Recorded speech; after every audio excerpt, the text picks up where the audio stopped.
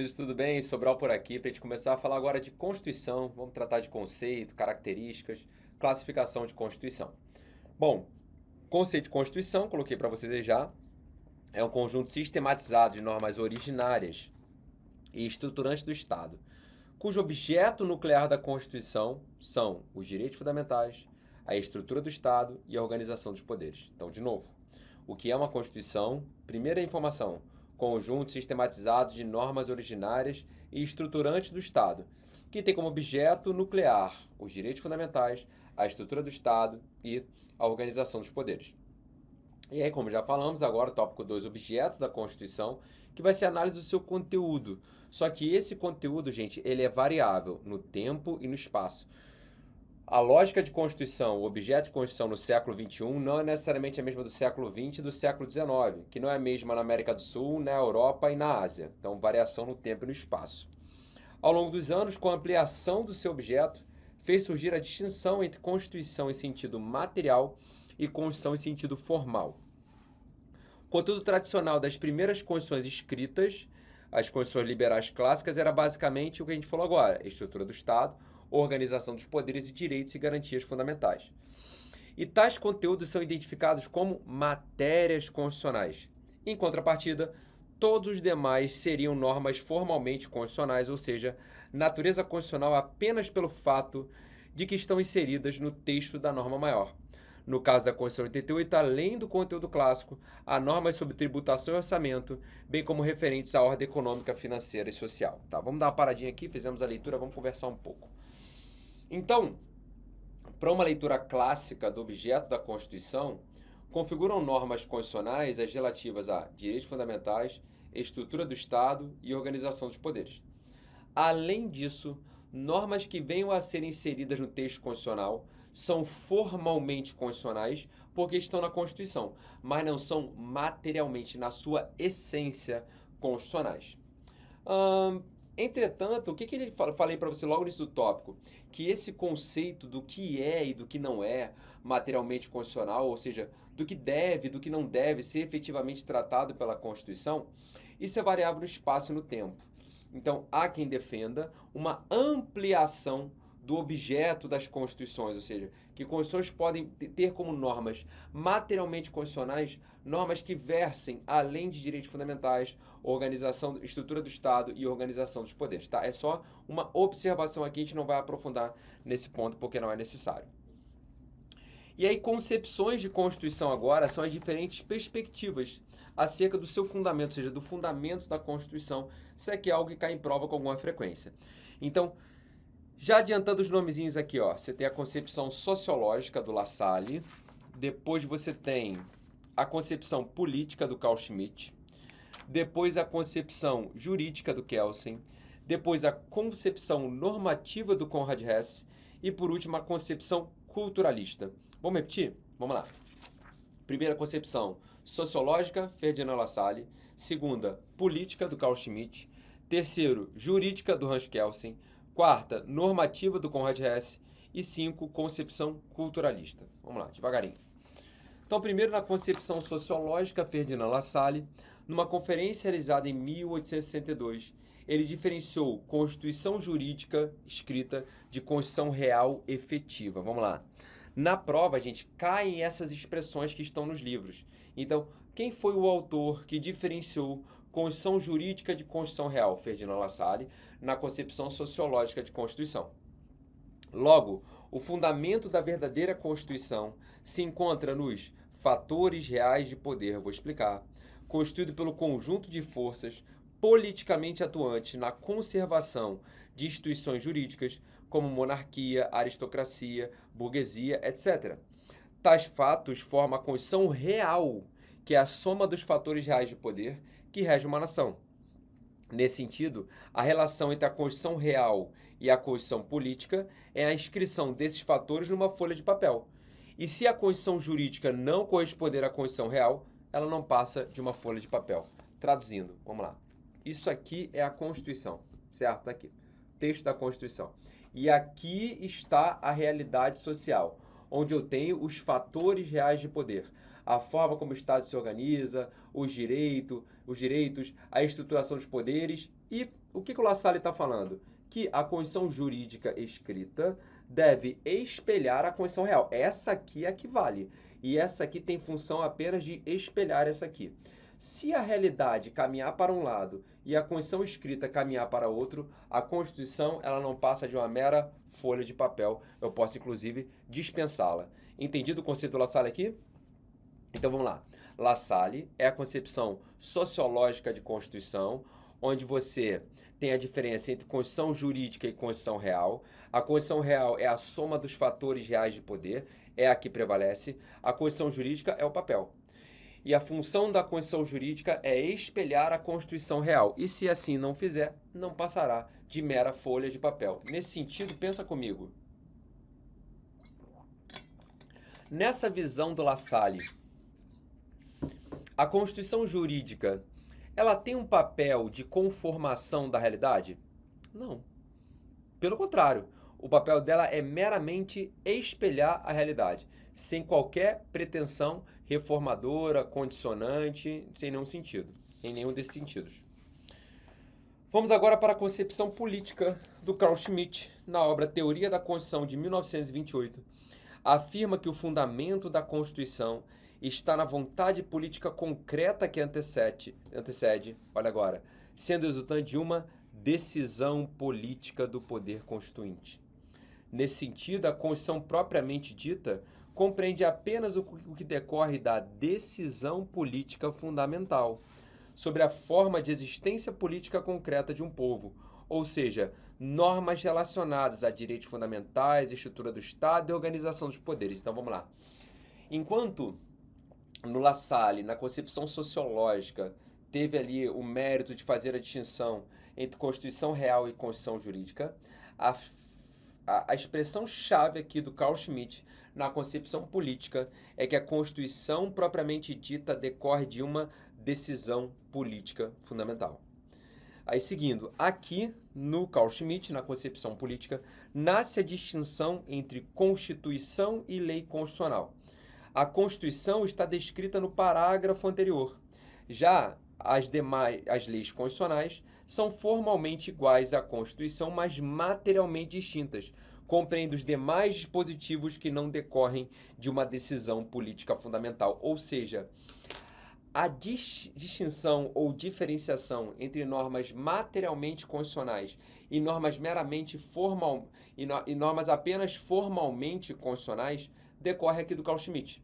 Então, o que é norma materialmente constitucional? As normas relativas a direitos fundamentais, estrutura do Estado e organização dos poderes.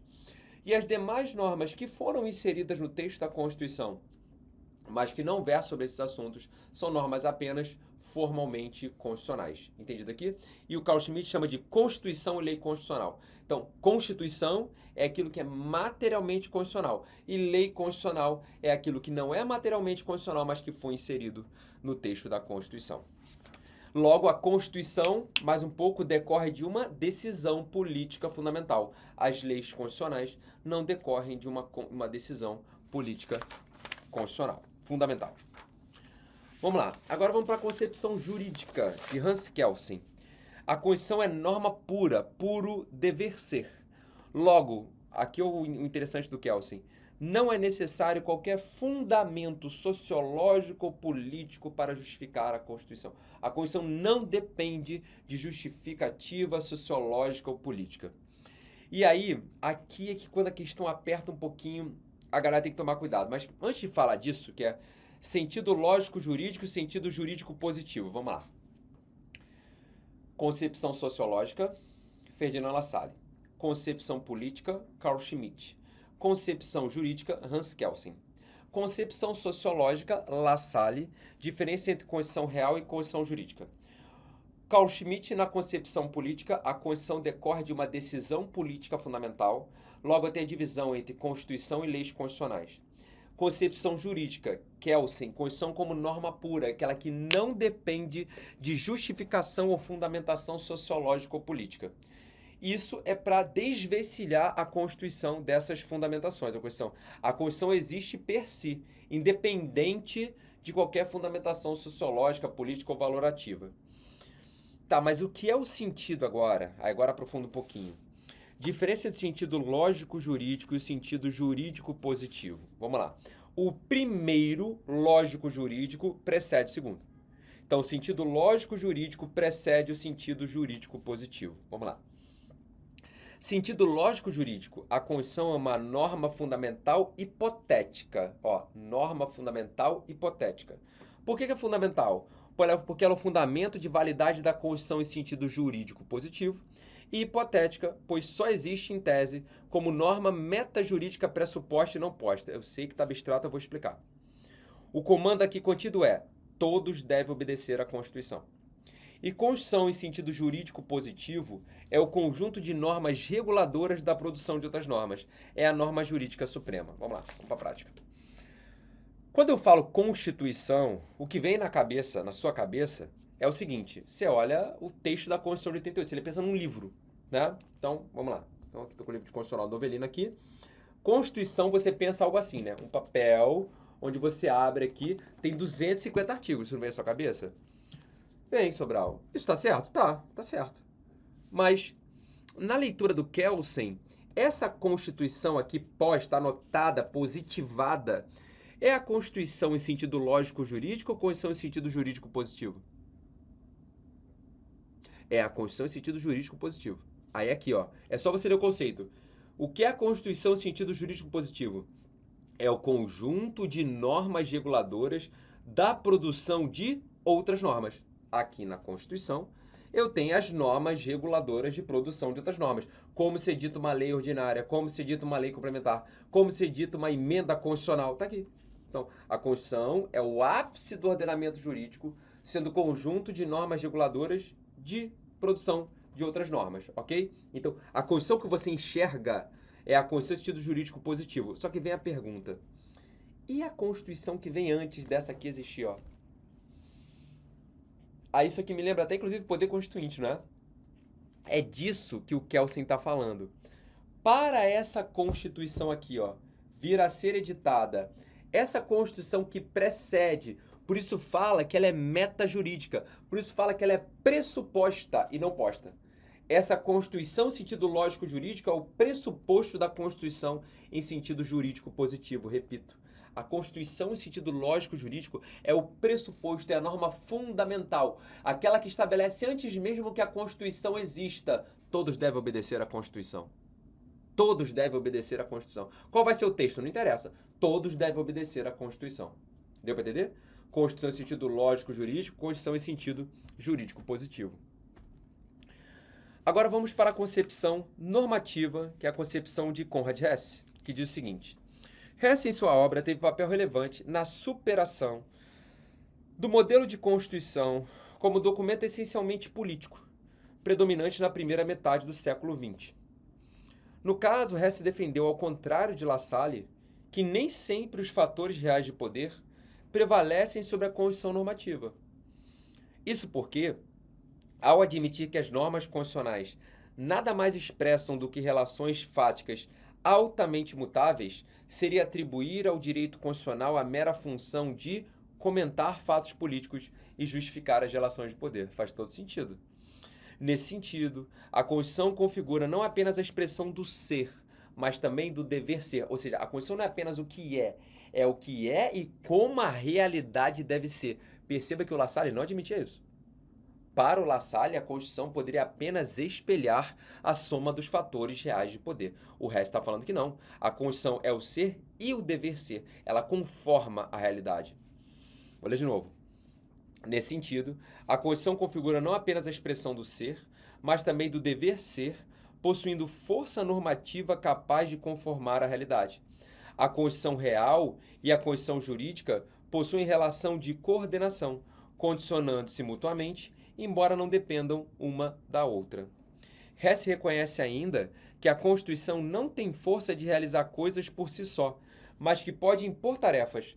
Havendo a indispensável vontade de Constituição, ocorre a transformação da realidade. Portanto, há um inegável reconhecimento da força normativa da Constituição. Ou seja, porque a Constituição não serve apenas para espelhar a realidade social, a Constituição serve especialmente para conformar a realidade social. Se a Constituição tem que conformar a realidade social, ela tem que ter força o quê? Normativa, ela não pode ser um mero conselho. Vamos lá. Concepção culturalista. Eu peguei aqui uma citação do Novelino, que diz o seguinte: as concepções analisadas, essas anteriores que a gente viu agora, revelam visões complementares e úteis, em diferentes medidas, para a compreensão das complexidades inerentes ao fenômeno constitucional.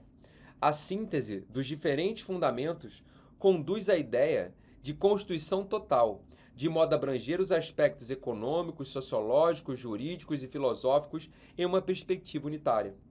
Nos termos da concepção culturalista, a Constituição encerra um conjunto de normas fundamentais, condicionadas pela cultura total e, ao mesmo tempo, condicionante dessa, emanadas da vontade existencial da unidade política e reguladora da existência, estrutura e fins do Estado e do modo de exercício dos limites do poder político. Sob essa ótica, ao mesmo tempo em que é resultante da expressão cultural de determinado momento histórico, a Constituição atua também como elemento conformador, no sentido de aspectos culturais. Vamos lá, a última frase aqui é mais importante. Vamos ler de novo. Sob essa ótica, ao mesmo tempo que a Constituição resulta da expressão cultural de determinado momento histórico, certo? Mas ela também atua como elemento conformador, ajustador, do sentido de aspectos culturais. Agora vamos falar de classificação das constituições. Esse tópico aqui é bem relevante para fins de prova. Vamos lá. Deixa eu pegar aqui. Primeira classificação, quanto à origem, as constituições podem ser classificadas como outorgadas, promulgadas ou cesaristas. O que é uma constituição outorgada? É aquela imposta que nasceu sem participação popular. É aquela que resulta de um ato unilateral de uma pessoa ou de um grupo detentor de poder. Dá para entender, né? Já a Constituição promulgada, popular ou democrática, é aquela produzida com a participação popular, normalmente através de representantes do povo, por meio da chamada Assembleia Constituinte. Então, se a Constituição é imposta sem participação popular, outorgada. Se a Constituição é com participação popular, ela é promulgada. E cesarista são aquelas outorgadas, mas que dependem de ratificação popular por meio de referendo.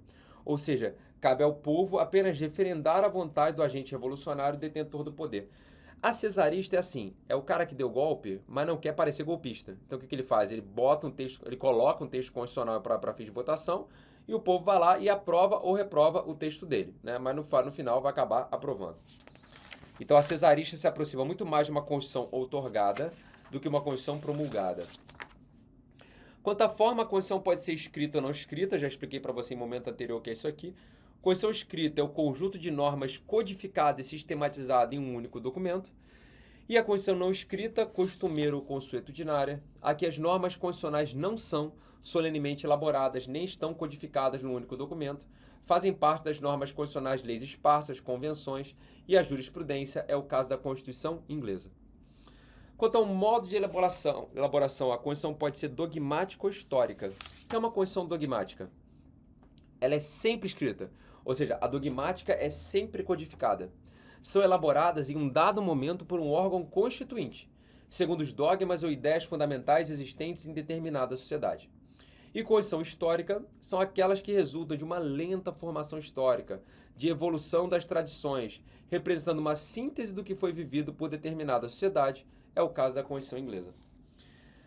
Agora, quanto ao conteúdo, material ou formal, já falei sobre isso aqui com vocês. O que é a Constituição no seu aspecto material? Aqui se leva em consideração, para a identificação de uma norma constitucional, o seu conteúdo. Logo, são normas materialmente constitucionais, aquelas que tratam da organização do poder, distribuem competências, tratam dos direitos da pessoa humana, que a gente viu agora há pouco. Aquelas essenciais para a regulação básica da vida em sociedade.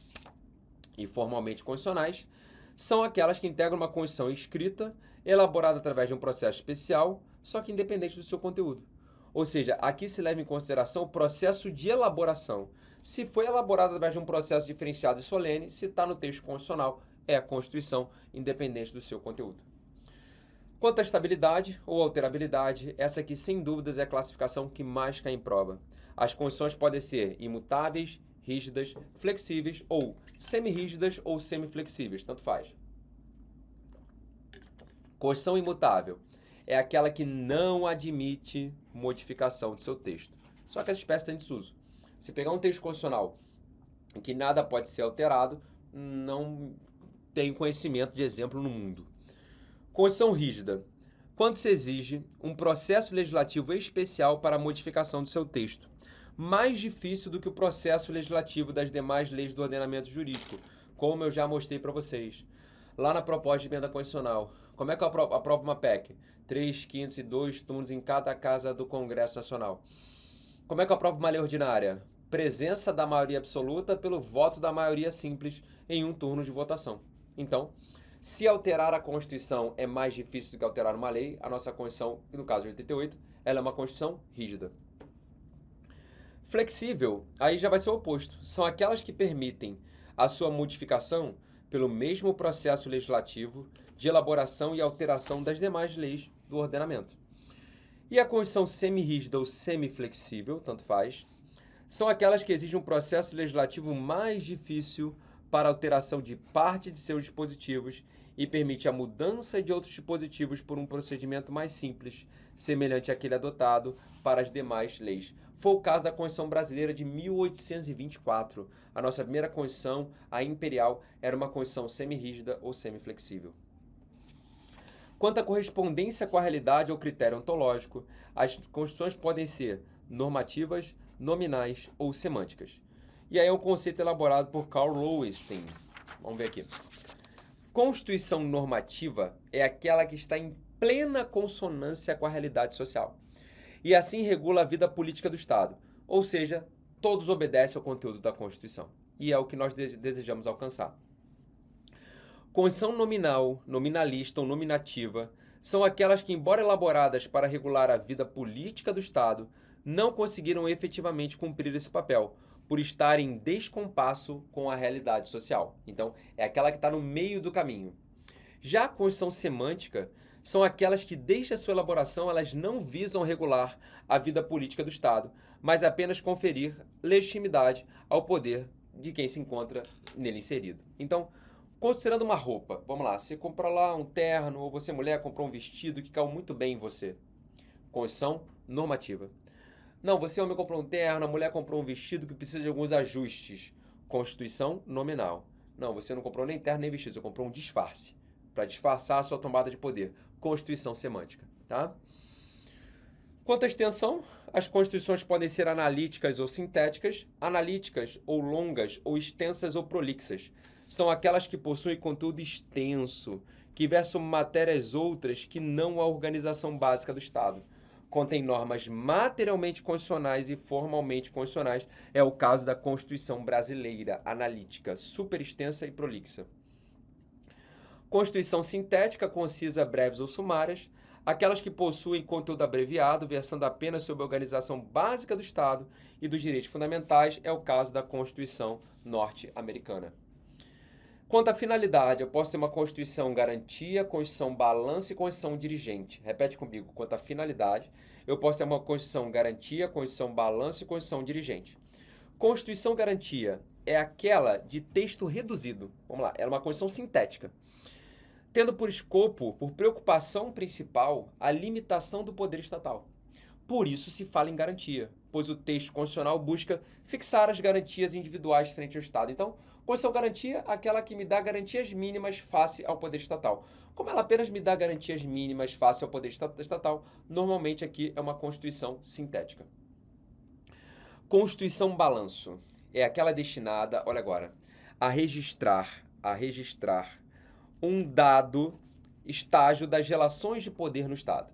Foi elaborada para espelhar certo momento político, fim do qual é elaborado um novo texto para o período seguinte. Ocorreu na antiga União Soviética em 1924, 36 e 77, cada momento destes fazendo um balanço para cada estágio do socialismo, beleza? Então, balanço é de um determinado período.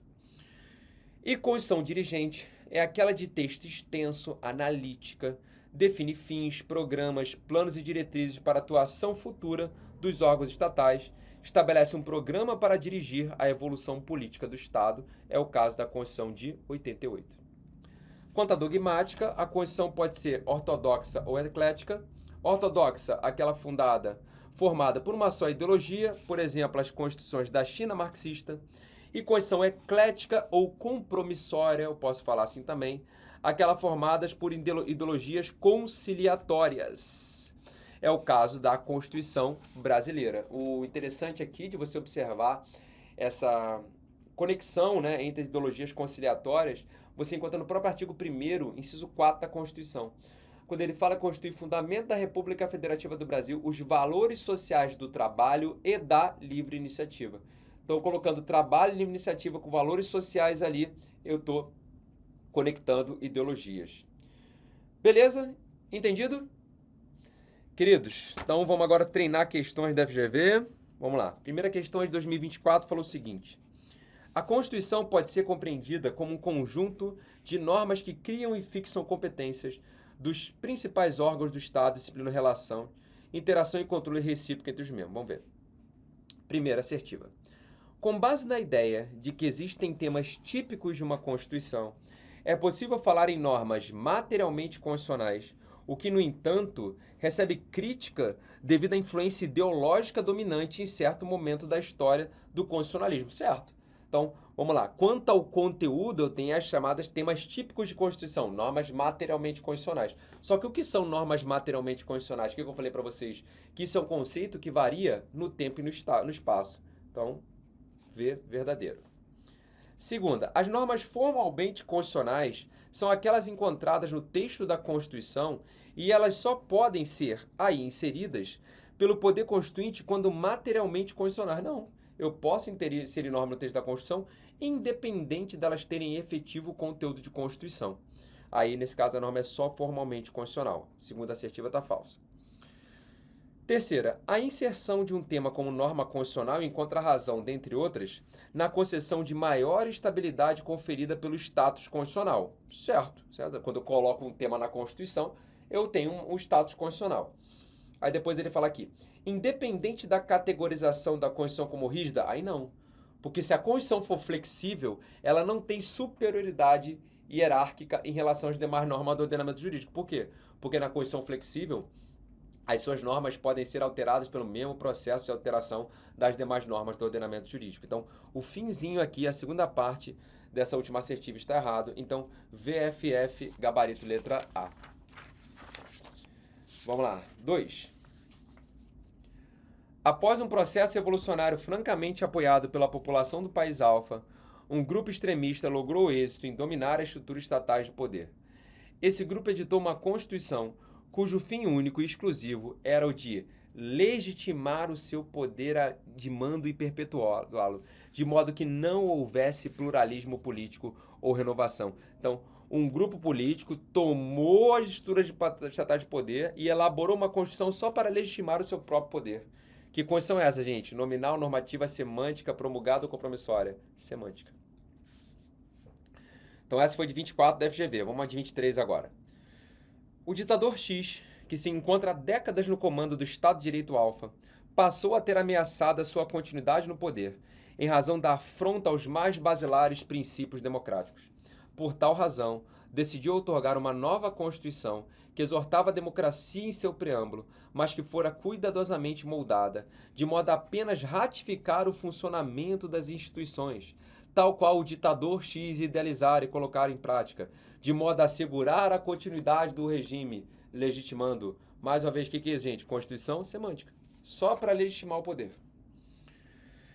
23 FGV ainda. Maria, estudante de Direito, vamos ver essa, questionou seu professor a respeito da classificação de uma Constituição, olha agora, que, apesar de se mostrar válida, não se ajusta à realidade do processo político, embora busque direcioná-lo. Tá vendo aqui, ó? Ela é válida, mas ela não se ajusta, mas busca direcioná-lo. O que impede a plena integração do plano normativo ao plano político-social. Tá vendo? Essa Constituição está no caminho. Essa Constituição não é só para legitimar o detentor do poder. Essa é uma Constituição nominal. Letra E. Questão 5. Vamos lá? Questão 5 fala assim. Após um processo evolucionário, o poder político no âmbito do país alfa foi assumido por certo grupo armado. Em razão do total rompimento com a organização política então adotada, foi elaborado um novo texto constitucional por esse grupo, com ulterior submissão à população do país alfa, que somente tinha opção de aprová-lo ou rejeitá-lo. Então vamos lá. O grupo que estava no poder tomou o poder, elaborou uma Constituição e jogou para o povo. Aprovar ou reprovar. O que é isso aqui? Cesarista. Lembra? Falei com você. Então, aqui me deu uma informação de Constituição cesarista. Aí depois fala assim, ó, esse texto, ademais, foi estruturado de modo a tão somente chancelar os objetivos do grupo político, assegurando a sua continuidade do poder, não se destinando propriamente à disciplina normativa dos institutos constitucionais. O que é isso? É uma Constituição semântica. Com a aprovação do texto pela população, o líder do grupo armado, após ressaltar o seu compromisso com os valores da Revolução, editou um ato estabelecendo a sua vigência e tornando imperativa a Constituição. Já está ali de cara. Gabarito letra A, cesarista e semântica. Olha como nada se cria, tudo se copia. Mesmo ano FGV, né? E agora, exatamente, 2023. Em determinado país, um grupo político que assumiu o poder, com o uso da força, solicitou que uma comissão de notáveis elaborasse um projeto de Constituição. Ato contínuo, após realizar os ajustes que lhe pareciam necessários, submeteu a um plebiscito, com o objetivo de conferir uma aparente legitimidade, o que resultou na aprovação popular. Então vamos lá, o grupo político assumiu o poder com base na força, elaborou o texto da Constituição e submeteu a plebiscito. Ato contínuo, aprovação, o texto constitucional foi publicado e sua observância se tornou obrigatória. Essa Constituição foi moldada pelo grupo político com o intuito de atender aos seus objetivos. Cesarista e semântica. Vamos lá. 7, 2022 agora. Quanto à classificação das constituições, consideram-se constituições rígidas, aquelas que, letra A, só podem ser modificadas mediante procedimentos mais complexos que o processo legislativo ordinário. Gabarito letra A. Aí, deixa eu pegar aqui. Tá.